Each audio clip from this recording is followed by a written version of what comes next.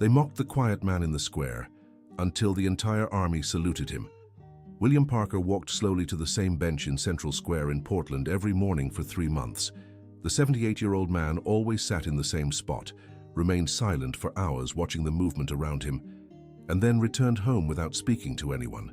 But on that Tuesday in March, a group of teenagers who often hung out in the square decided it was time to have some fun with the strange old man who seemed like a statue. "Hey, old man, you alive there?" shouted Tyler, a 17-year-old boy with a mean grin. "You haven't moved in 3 hours." His friends burst into laughter and soon other kids joined the group. William closed his eyes for a moment, took a deep breath, but didn't respond. This reaction, or lack thereof, only encouraged more taunts.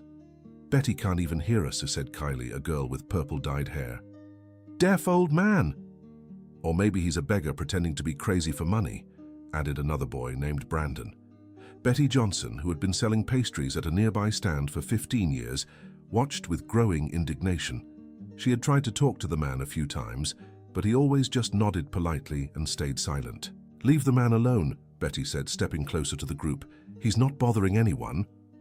"Oh, the pastry lady's gonna defend Grandpa," Tyler mocked. "How sweet." The kids laughed even louder, and Betty realized her intervention had only made things worse. William slowly opened his eyes and looked at her with a mix of gratitude and resignation, as if he were used to this kind of treatment. In the following days, things escalated. The teens started filming their taunts, throwing crumpled paper at him, making noise around him by clapping and shouting.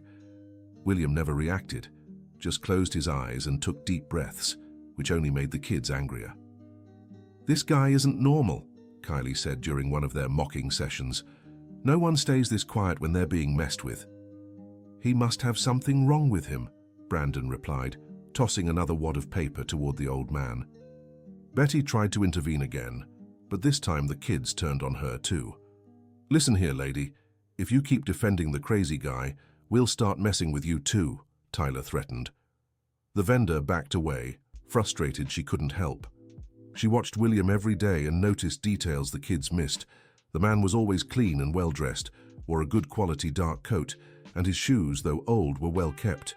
He didn't seem like a beggar, but something about him carried a deep sadness. Dear listener, if you're enjoying the story, don't forget to like and subscribe to the channel. It helps us a lot as we're just starting out. Now, back to the story. One Thursday in April, things reached a breaking point. The group had grown to nearly 10 kids, all filming with their phones as the taunting grew louder. This time, shouting wasn't enough. "Let's see if he reacts when we mess with his stuff," Tyler said, stepping toward the bench. "Careful, man, he might actually be crazy," one friend warned. "Relax, he doesn't even move when we yell at him." Tyler started rifling through William's coat pockets. The old man stayed still, but Betty noticed his hands trembling slightly. During the unwanted search, something fell from the inner pocket and clinked on the ground. "Hey, what's this?" Tyler said, picking it up. It was an old medal, its ribbon faded, bearing a symbol none of the kids recognized. The piece had some weight to it and seemed made of real metal, not cheap junk. "Must be a family heirloom," said Kylie, examining the medal, "or maybe he stole it from somewhere." "I bet it's fake," laughed Brandon. "A poor old man like him wouldn't have anything valuable." The young people began tossing the medal to each other like a ball, laughing loudly. It was then that Betty saw something that shocked her. William stood up for the first time in months. His eyes weren't brimming with sadness, but with deep, real pain. "Please," he murmured, stretching out a trembling hand, "give that back." They were the first words anyone had heard from him in all that time. His voice was weak, but it carried a dignity that made Betty pay attention. "Look at that, the mute speaks," shouted Tyler. "So you can talk. You've been faking it this whole time." "Please," William repeated, his voice firmer now. "That medal is very important to me." "Oh, yeah? Let's see how much you want it back," said Brandon, throwing the medal even farther to another friend. Betty watched William's posture change completely. He stood tall, shoulders squared, and there was something in the way he moved that reminded her of soldiers. She had seen that stance before when troops visited Central Square during civic events.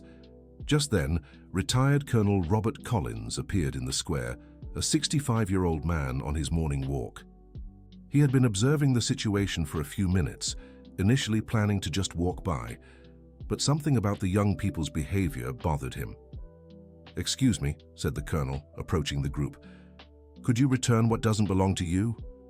"Hey, old man, mind your own business," Tyler shot back, still holding the medal. "Young man, I'm asking politely. Give the item back to this gentleman." The colonel's firm tone made some of the youths hesitate, but Tyler was determined to keep control. "And if I don't, what are you going to do?" "I'm asking you to show basic decency and respect for an elder," Robert replied, holding out his hand. "Now hand me the medal." Reluctantly, Tyler tossed it into the colonel's palm. Robert examined it carefully, and his eyes widened immediately.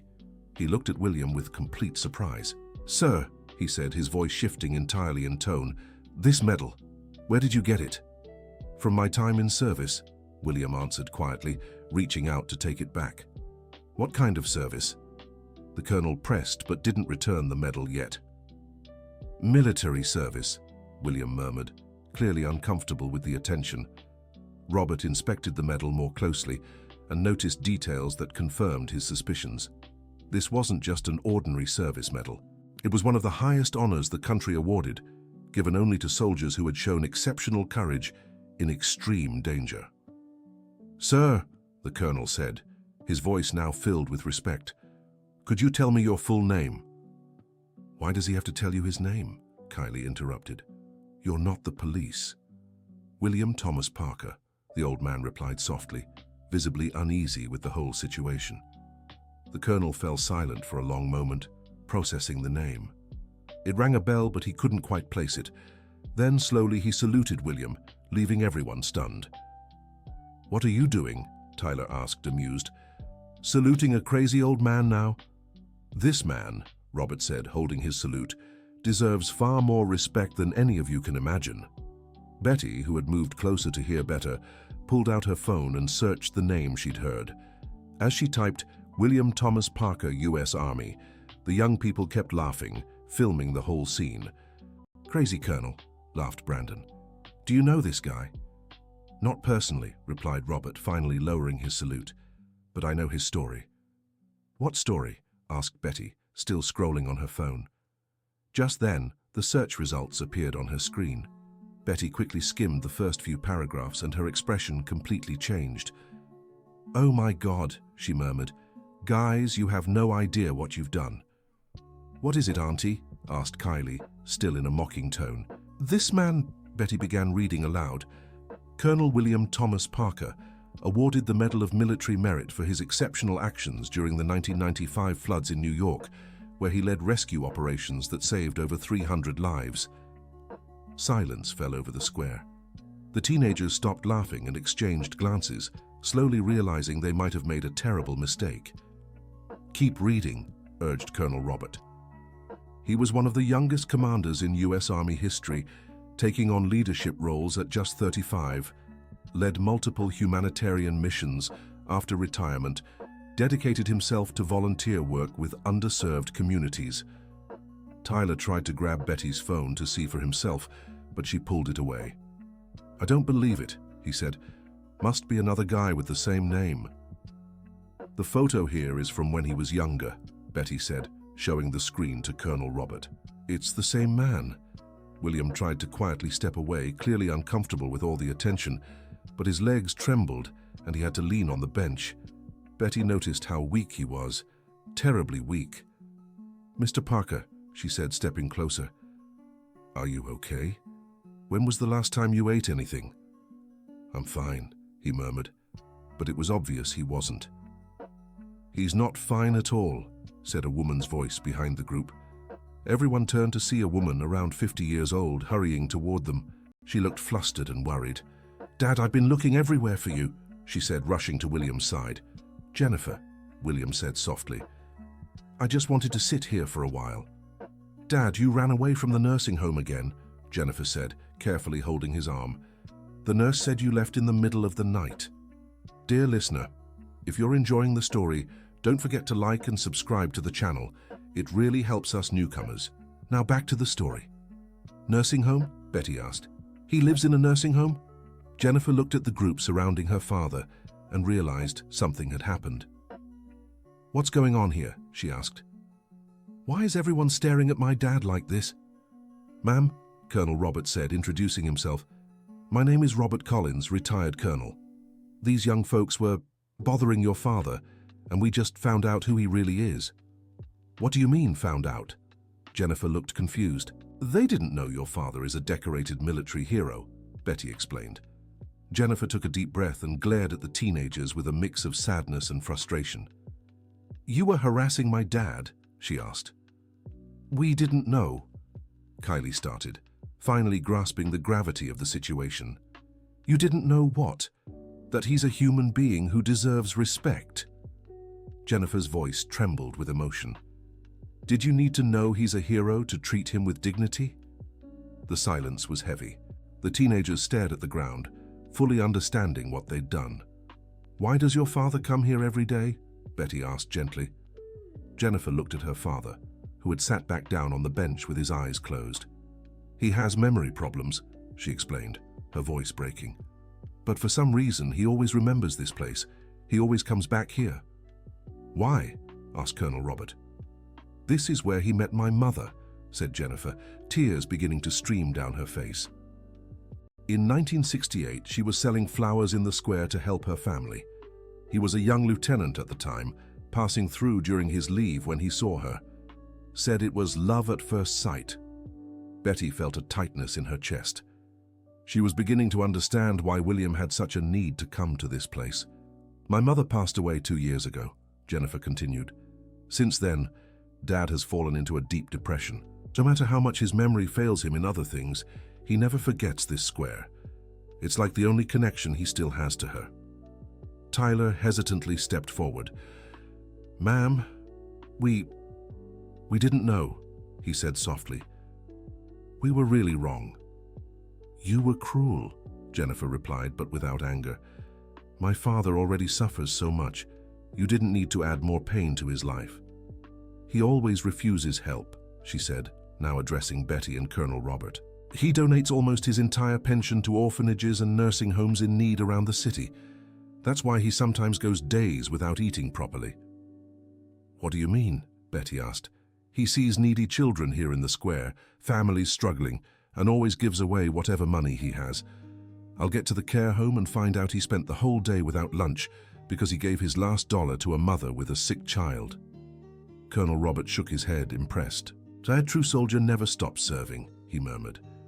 The problem is he sneaks out of the care home almost every week, Jennifer went on. The nurses do their best, but he's very clever, always finds a way to slip out unnoticed. Why can't he live with you? Betty asked. Jennifer hesitated before answering. I work 2 jobs just to afford the care home. I leave at 5 in the morning and don't get back until 10 at night.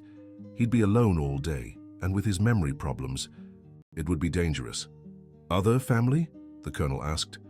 It's just the 2 of us, Jennifer said. My older brother died in a car accident 10 years ago. Dad never fully recovered from that loss, and after Mom passed too, she couldn't finish the sentence. William opened his eyes and looked at his daughter.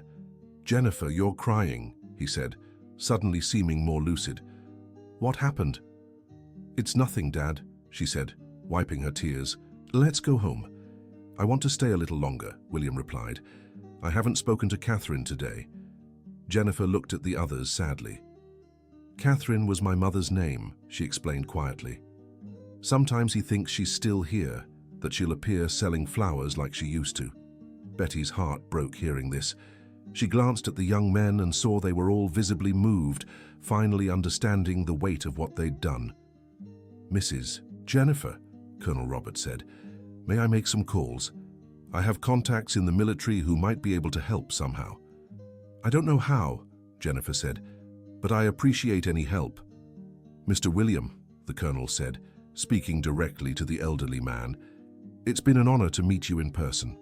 William looked at him with slight confusion, but then his eyes fixed on the medal still in the colonel's hands. My medal, he said.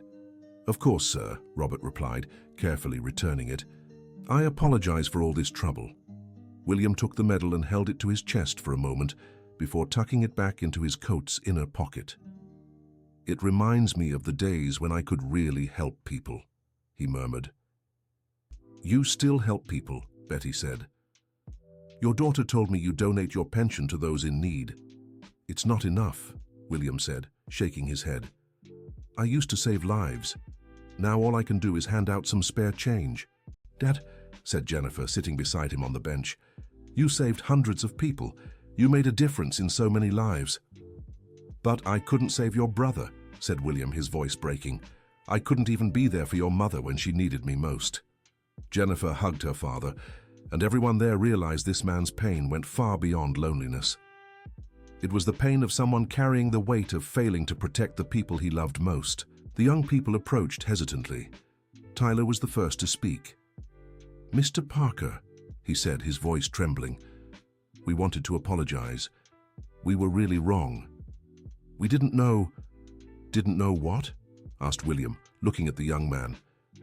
"We didn't know you were a hero," said Kylie. "I'm no hero," said William. "I just did my job." "Dad, you saved over 300 people during the floods," said Jennifer.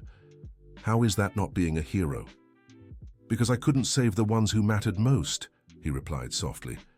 Colonel Robert stepped away from the group and began making some calls. Betty noticed he was speaking seriously to someone, gesturing emphatically.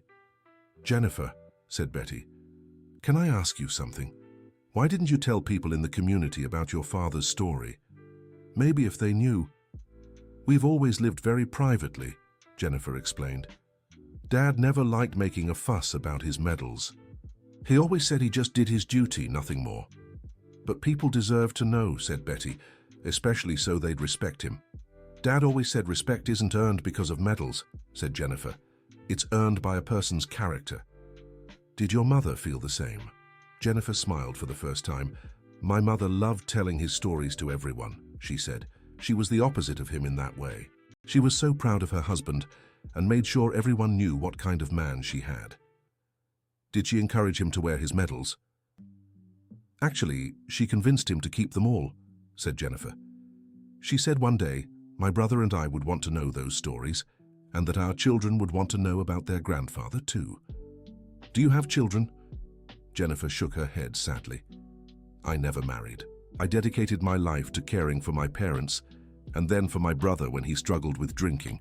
When he passed, I decided it was time to start my own family, but it was already too late." Betty realized this family had endured far more tragedies than she'd first imagined. Colonel Robert returned, looking excited. "Jennifer, may I speak with you privately for a moment?" They stepped a few feet away, and Betty watched William, who had closed his eyes again and seemed to be whispering to himself. "What are you saying?" she asked, moving closer. "I'm telling Catherine about my day," he said, eyes still closed. She always asked how my day was when I got home. Betty felt tears welling up. She glanced at the young people and saw they were also moved by the scene. "What would Catherine say back?" Betty asked gently. "She'd say she was proud of me," said William, a sad smile touching his lips. "It didn't matter if I'd done something important or not. She always said she was proud." "I'm sure she still is," said Betty. "You think so?" William asked, opening his eyes to look at her. "I'm certain," Betty replied. "A wife who loves her husband that much doesn't stop being proud just because she's not here physically." William nodded slowly and closed his eyes again. "Catherine, Betty says you're still proud of me," he murmured. Just then, Jennifer and the Colonel returned. Jennifer seemed surprised and moved. "Dad," she said, "Colonel Robert wants to do something special for you." "I don't need anything special," said William. "I just want to stay here a little longer." "Actually, Mr. William," said the Colonel, "this is something that should have happened a long time ago. You deserve public recognition for what you've done for the country." "I don't want recognition," said William. "I just want peace." "And you'll have peace," said Robert. "But first, let us honor you the way you deserve." "What are you planning?" asked Betty. "I spoke with the local garrison commander," the Colonel explained. "Tomorrow morning, the entire troop will be here to pay their respects to Colonel William." "Tomorrow?" asked Jennifer, surprised. "At 8 in the morning," Robert confirmed. "I want the whole town to see who this man is." The young people exchanged glances, clearly uneasy at the thought of the whole town finding out how they'd treated a hero. "Colonel," said Tyler hesitantly, we'll be here too. We want to publicly apologize to Mr. William." "You don't have to," said William. "You've already apologized." "But we want everyone to know we were wrong," said Kylie. "And that we've learned." Jennifer looked at the young people with a softer expression. "Maybe it's for the best," she said. "Daddy always taught me that mistakes are opportunities to learn and grow." Dear listener, if you're enjoying the story, please take a moment to like and especially subscribe to the channel. It really helps us as we're just starting out. Now, continuing. Colonel Robert made a few more calls, and Betty realized he was mobilizing far more people than she'd initially imagined. "How many people will be here tomorrow?" she asked. "The entire garrison," said Robert. "Over 200 soldiers, and I've invited some of Colonel William's old comrades who are still alive." "Old comrades?" asked Jennifer, intrigued. "I managed to reach 3 men who served under your father's command during rescue operations," the colonel explained. "They're coming from New York just to be here." William opened his eyes as if he'd heard. "Who's coming from New York?" he asked. "Some old friends," Robert said carefully. "People who worked with you." "I don't remember many people," said William, seeming confused. "My memory isn't what it used to be." "It's okay, Dad," said Jennifer. "They remember you." As the afternoon wore on, the news began to spread through the neighborhood. Betty told other shopkeepers in Central Square, who told their customers, and within hours, many people knew about the ceremony the next day. What was interesting was how several people began recalling small acts of kindness from William over the past months. The pharmacy owner remembered seeing the elderly man giving money to a woman to buy medicine for her son. The bakery owner remembered him sharing bread with a homeless person. "He's always done that," said Jennifer when she heard these stories. "Ever since I was a child, I saw my father helping people on the street. My mother always said he couldn't see suffering and just stand by." "And even with his memory problems, he still does it?" asked Betty. "It's one of the few things he hasn't forgotten," said Jennifer. "His compassion is stronger than the illness." The day was ending, and Jennifer needed to take her father back to the care home. "Dad, should we head back?" she asked gently. "Just a little longer," William pleaded. "I want to wait for Catherine to come." Jennifer exchanged a sad glance with Betty, who understood the situation. "Mr. William," said Betty, "Catherine asked me to tell you she wants you to rest. She said tomorrow will be a special day and you need to be well rested." William looked at her in surprise. "She spoke to you?" he asked. "Yes," Betty lied gently. "She said she's very proud of you and that tomorrow will be a day to celebrate all the good you've done in your life." William smiled, and Jennifer had to hold back tears. "If Catherine said so, then I'll go," he said, carefully standing up. The young people said their goodbyes, promising to be at the square the next day. Colonel Robert saluted respectfully, and Betty watched as Jennifer helped her father walk to the car. That night, Betty couldn't sleep, thinking about the whole story. She had witnessed one of the most profound transformations she'd ever seen. Arrogant young people discovering the value of respect, a daughter rediscovering pride in her father, and a community learning that heroes can be found where we least expect them. The next morning, Betty arrived early at Central Square to set up her stall, but quickly realized it wouldn't be an ordinary workday. Soldiers were already arriving, forming an impeccable lineup. Colonel Robert was coordinating everything with expected military precision. "Good morning, Betty," he said, approaching. "Has Mr. William arrived yet?" "Not yet," she replied, looking around, "but a lot of people are coming." It was true. Besides the soldiers, many members of the community were gathering to watch the ceremony. Betty recognized local shopkeepers, residents, and even strangers who had apparently heard about the event. At exactly 8 o'clock, Jennifer arrived with William. The elderly man seemed confused by all the activity, but walked more steadily than the day before. "What's happening here?" he asked, seeing the crowd. "It's a surprise for you, Dad," Jennifer said, emotional. Colonel Robert approached and asked William to sit on his usual bench. Then, in a striking display of military discipline, over 200 soldiers formed a perfect line in front of the bench. "Mr. William," said the garrison commander, a man around 45, On behalf of the US Army and the people of this town, we want to express our gratitude for your years of dedicated service to our nation." William looked around, clearly moved and a little lost in the ceremony. "I don't understand," he murmured. "Why is everyone here?" Then 3 men appeared, men William hadn't seen in decades. They were his former subordinates from rescue operations, now elderly themselves, but determined to be present. "Colonel William," said one, a man named Michael, around 75. "Do you remember me? Sergeant Michael Harris." William stared at him for a long moment before his eyes lit up. "Michael?" he said, disbelieving. "Michael, you're here?"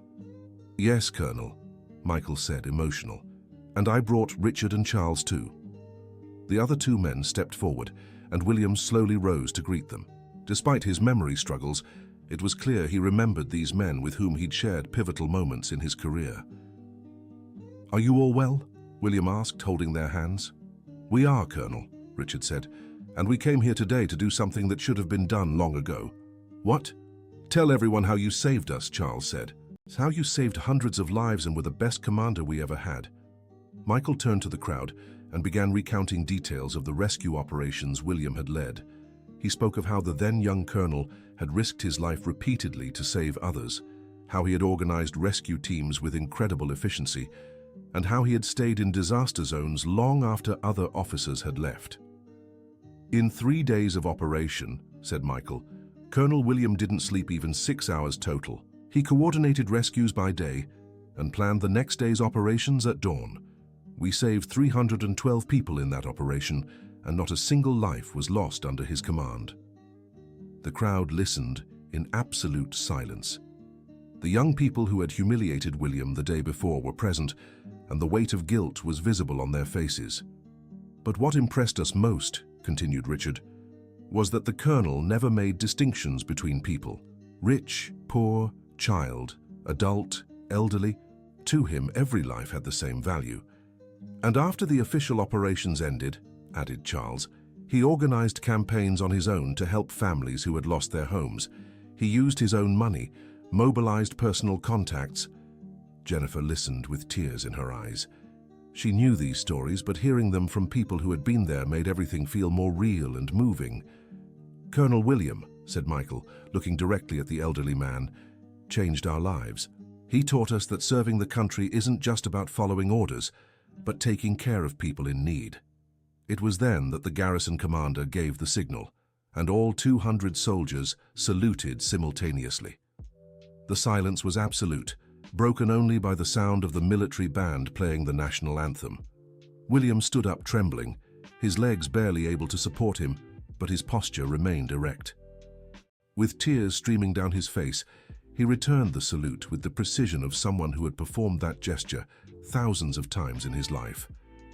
The scene was so emotional that many in the crowd began to cry.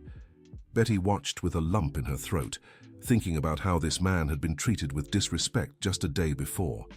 When the anthem ended, the commander approached William. "Colonel," he said, "on behalf of all active and reserve military personnel in this region, we want to thank you for your years of exemplary service.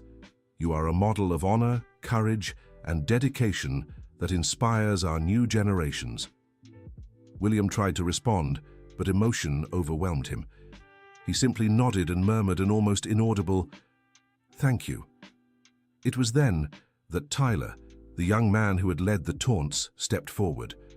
He was visibly nervous, but determined. "Mr. William," he said, his voice trembling, "I want to publicly apologize for what I did yesterday. My friends and I treated you terribly, and there's no excuse for that." The other young people joined him, all clearly emotional. "We were cruel," said Kylie, "and we want everyone to know we were wrong." "We didn't know who you were," said Brandon, "but that doesn't justify anything. We should have respected you no matter what." William looked at the young people for a long moment, then did something that surprised everyone. He stepped forward and hugged each of them. "You're young," he said, his voice thick with emotion. "Young people make mistakes. What matters is learning from them." "We've learned," said Tyler, "and we want to help you somehow." "How?" "We can come here every day to keep you company," suggested Kylie. "So you won't be alone." William smiled. the first genuine smile Betty had seen from him. "That would be wonderful," he said. "Sometimes I talk to myself here, and people must think it's strange." "You talk to Mrs. Catherine," said Jennifer, stepping closer. "And that's not strange, it's beautiful." "Would you like to hear Catherine's story?" William asked, his eyes shining. "We'd love to," said Tyler. "Then sit here with me," said William, returning to the bench. She was the most beautiful woman in this square, sold flowers right where Betty sets up her pastry stand. And for the first time in months, William began telling stories. He spoke about how he met Catherine, their courtship, and the early years of their marriage. The young listeners were captivated, and Betty noticed that something had permanently changed in that place. The official ceremony ended, but many people stayed in the square talking to William and listening to his tales. His former subordinates spent hours sharing more details about military operations, and Jennifer discovered aspects of her father's career she never knew. "Why did Dad never tell these stories at home?" she asked Michael. "Your father was always very modest," replied the former sergeant. "He said he was just doing his duty, nothing more. But he saved so many lives. And he never wanted recognition for it," said Richard. "Several times his superiors tried to promote him to general, but he always refused. He said he preferred being in the field, close to the action." Jennifer learned that her father had turned down numerous decorations throughout his career, accepting only those that were mandatory. He never wanted to rise above colonel because it would take him away from working directly with people. "He always said," Charles shared, "that he'd rather save a life than earn an extra star on his shoulder." As evening fell and the crowd began to disperse, Betty approached Jennifer. "Your daughter is incredible," she said. "Taking care of your father alone, working 2 jobs. Sometimes I feel guilty," Jennifer confessed. "I wish I could do more for him." "You're doing everything you can," Betty reassured her, "and I'm sure he knows it." "I hope so," Jennifer sighed. "Sometimes I worry he doesn't understand why he has to stay at the care home." "He understands," William said, joining them. "I know you're doing your best, Jennifer, and I know it's not easy caring for a stubborn old man like me." Jennifer was moved, realizing her father was having a moment of complete clarity. "Dad, I know I have memory problems," William said, "and I know it's hard for you. But I want you to know how proud I am of the daughter I have." "I'm proud of the father I have too," Jennifer replied, hugging him. "Catherine always said you'd grow into a strong woman," William murmured. She was right. Just then, Colonel Robert approached with an unexpected proposal. "Jennifer," he said, "I've spoken with some colleagues and we have an offer for you both." "What kind of offer?" "The Regional Retired Servicemen's Association wants to set up a fund to help with your father's care home expenses," Robert explained, "and we'd like to organize regular visits so he has company." "That's incredibly generous," Jennifer said, surprised. "But I can't accept charity." "It's not charity," Michael interrupted. "It's gratitude. We all owe your father a great deal. Besides," Richard added, "we want him to share his stories with young soldiers. It would keep the memory of important missions alive and inspire new generations." William seemed intrigued. "I could do that," he said. "I enjoy telling stories." "And we want to listen," said Tyler, who had stayed in the square with his friends. "Would you all come back tomorrow?" William asked. "Every day," Kylie promised. "If you'd like." "I'd like that," William said softly. "Catherine always loved having young people around, said they brought good energy." Betty watched it all with deep satisfaction. In just 2 days, she had witnessed a complete transformation. A lonely old man had found companionship. Arrogant young people had learned respect, and a community had discovered a hero living among them. But the most important change was happening in William himself. He seemed more alive, more present. Having people interested in his stories and his company was making a clear difference in his state of mind. In the following days, the square became a regular meeting spot. William would arrive every morning, but now he was greeted by young people who made a point of respectfully acknowledging him. Betty watched the conversations and noticed that both the young people and the elderly man were benefiting from the interaction.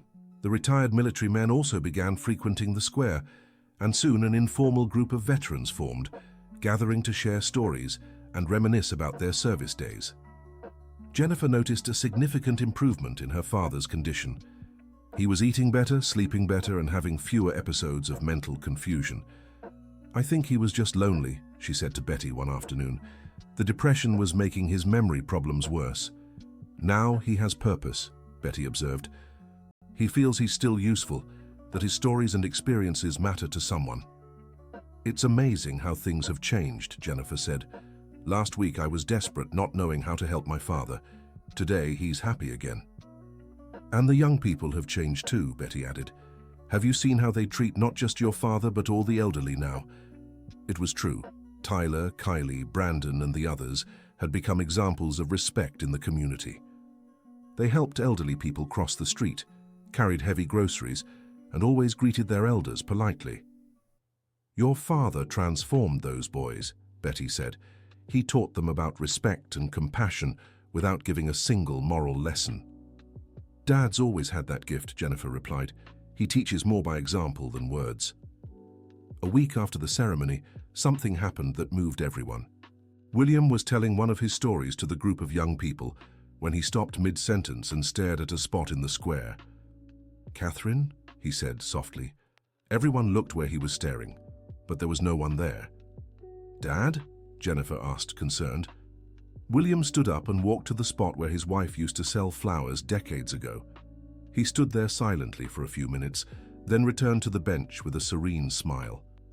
"She said she's proud," he told Jennifer. "Said I'm finally living again, not just existing." Jennifer didn't know if that was real or a product of her father's imagination, but she decided it didn't matter. What mattered was that William was finding peace. "What else did she say, Dad?" "She said I don't have to come here every day now," William replied. "That she's not trapped in this place, and neither do I have to be." Jennifer was surprised. Since his memory problems began, this was the first time her father had considered not coming to the square daily. "But you still want to come, right?" Tyler asked, clearly worried. "I do," William said, "but now I come because I have friends here, not because I'm stuck in the past." It was then that Betty realized William's true healing hadn't come from medicine or treatments, but from human connections. He had found purpose again, and that was restoring his will to live. In the following months, William's story spread through the city. Local newspapers published articles about the forgotten hero who had been rediscovered, bringing even more visitors to the square. William became an informal counselor of sorts for young people in the area. Parents brought troubled children to talk to him, and he always found a way to connect with them through stories and life experiences. The nursing home also changed its approach with William. Instead of trying to keep him confined, they began encouraging his trips to the square, recognizing how beneficial they were for his mental health. Jennifer managed to reduce her work hours thanks to the fund created by retired military personnel, and she began to have more time to accompany her father in his activities at the square. "You know what amazes me the most," she said to Betty one day. "Dad doesn't remember much of his recent past, but he remembers every detail of the stories he tells the young people." "Maybe because those stories are important to him," Betty suggested.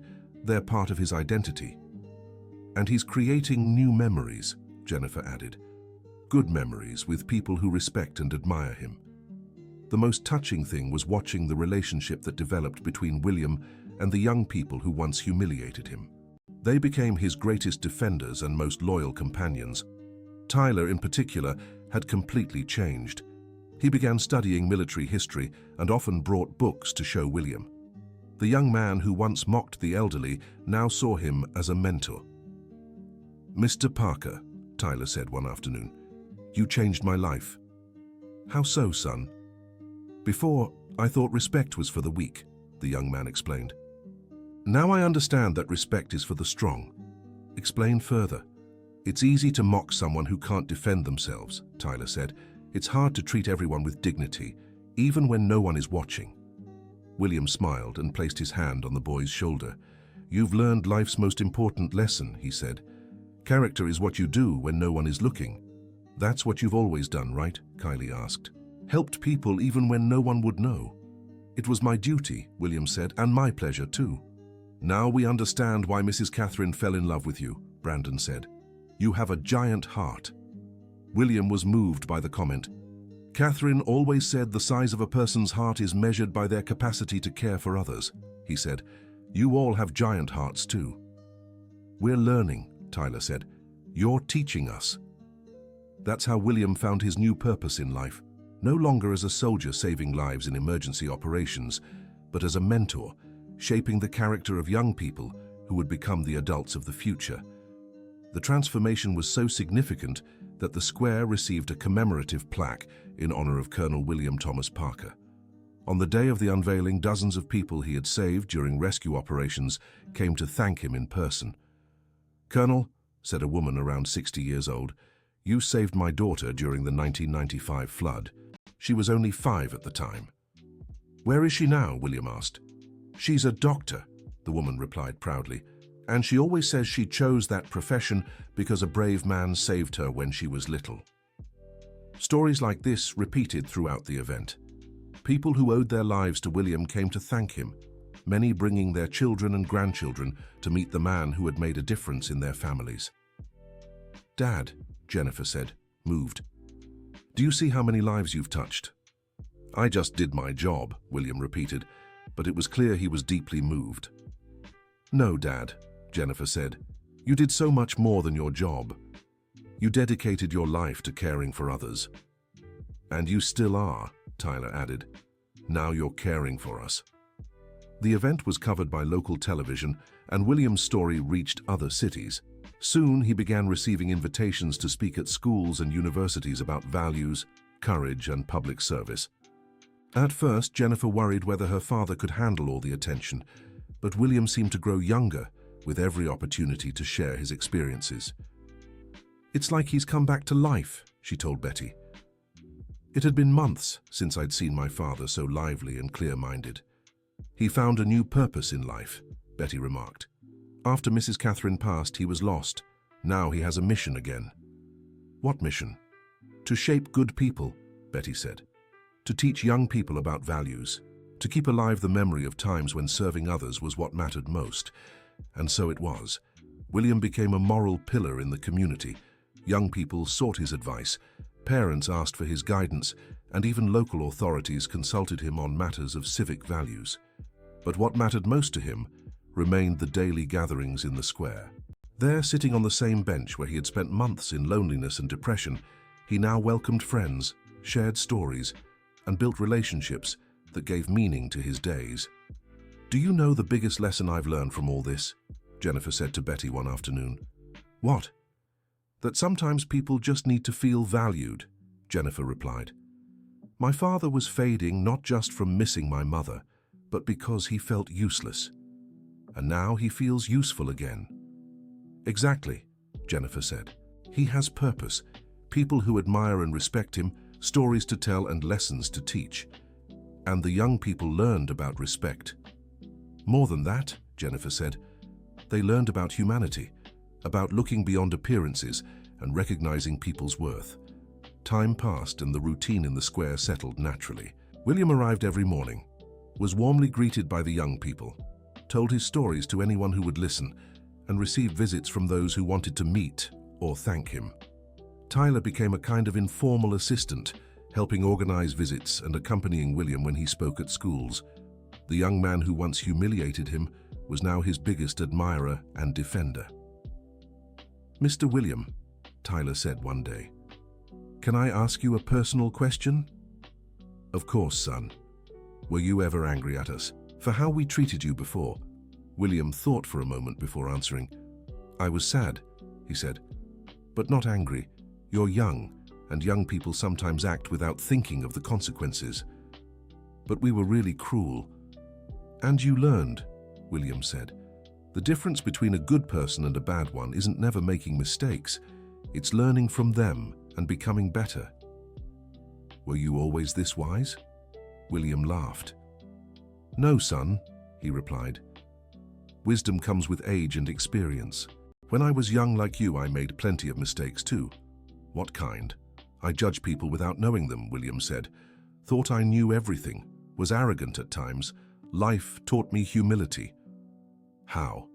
"By showing me we're all fragile," he explained. "That we all need help sometimes, that life can change fast and we should treat others how we'd want to be treated." These conversations became precious to the young people. In William, They discovered not just a military hero, but a wise man who had learned life's most important lessons through real experience. "Mr. William," Kylie said one afternoon, "can you tell us about when you met Mrs. Catherine?" William's eyes lit up. This was always his favorite story to tell. "It was a spring morning in 1968, he began. "I was a lieutenant on leave. Decided to take a walk through the city when I saw a young woman selling flowers right where Betty sets up her stand today. What was she like?" "The most beautiful woman I'd ever seen," William said, smiling. "Dark hair, big eyes, a smile that lit up the whole square." "Did you talk to her?" "I stood across the square for nearly an hour, working up the courage." William laughed. "Finally, I approached and asked to buy a flower." "What kind of flower?" "A red rose," said William.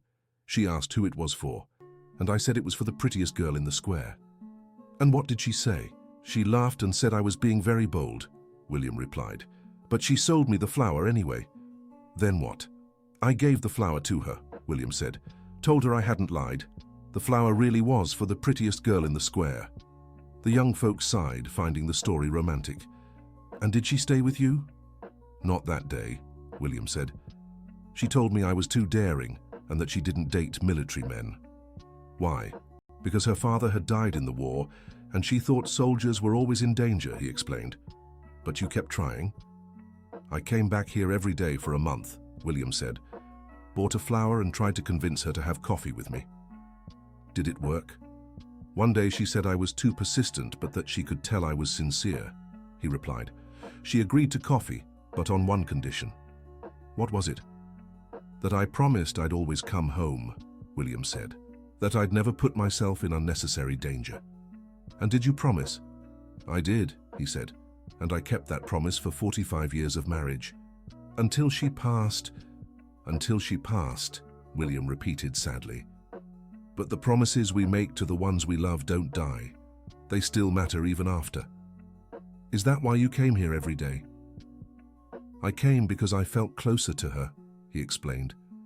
"This place held our most beautiful memories." "And now?"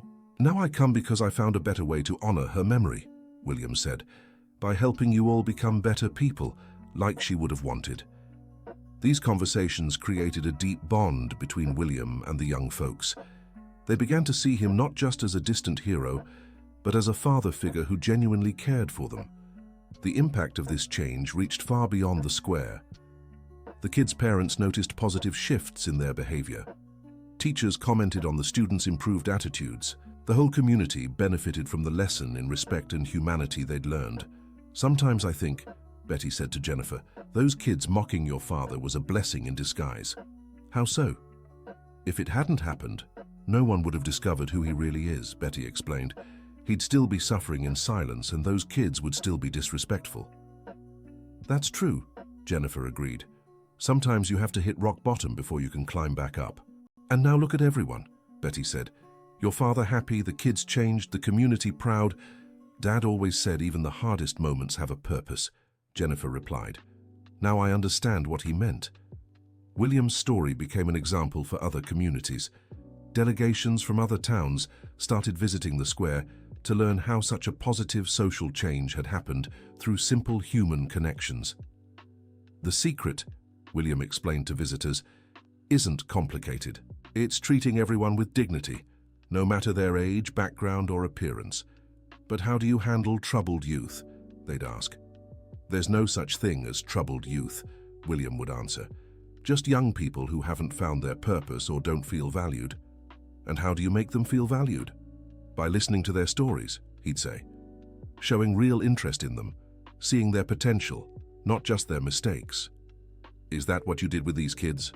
"I didn't do anything special," William would reply. "They chose to change when they saw there was a better path for them." Tyler, who was always present in these conversations, would add, "Mr. William showed us that we could be respected by being respectful," he said, "that we could be admired by being admirable." "And how did that happen?" "Through his example," Kylie would reply, "seeing how he treated everyone well, even after everything we did to him. That's what made us want to be better," Brandon added, "realizing that being good isn't about being weak, it's about being strong."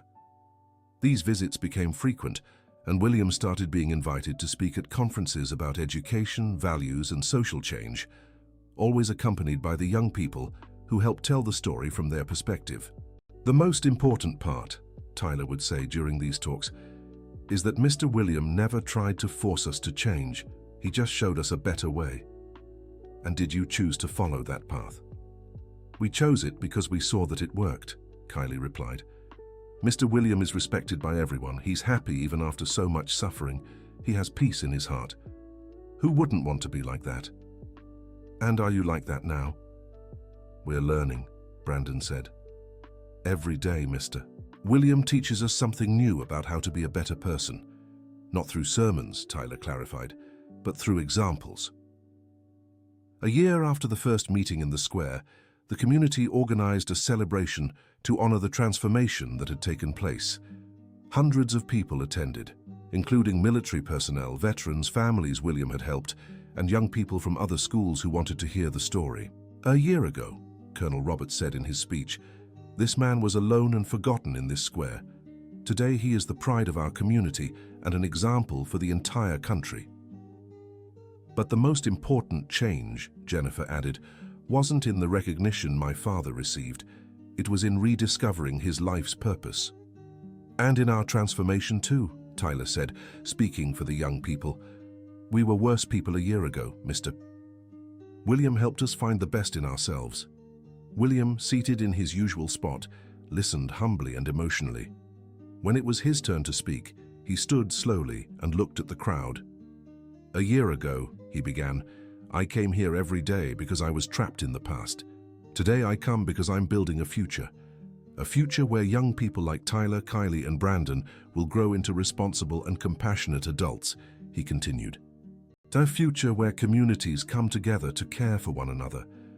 A future where no one has to suffer alone because there will always be someone willing to help. You gave me a new chance to serve, William said, looking at the young people, and I hope to keep earning that chance every day. The crowd applauded emotionally, and the young people stepped forward to hug William. It was the perfect symbol of the transformation that had taken place. Where there had once been disrespect and loneliness, there was now love and community. End of story. Now tell us what you thought of this story and where you're watching from. If you have something to share with us, leave a sincere comment. Do you believe William made the right choice by forgiving the young people? We'd love to hear your thoughts. Thank you so much for being here. Don't forget to like the video, and most importantly, subscribe to the channel so you don't miss other moving stories.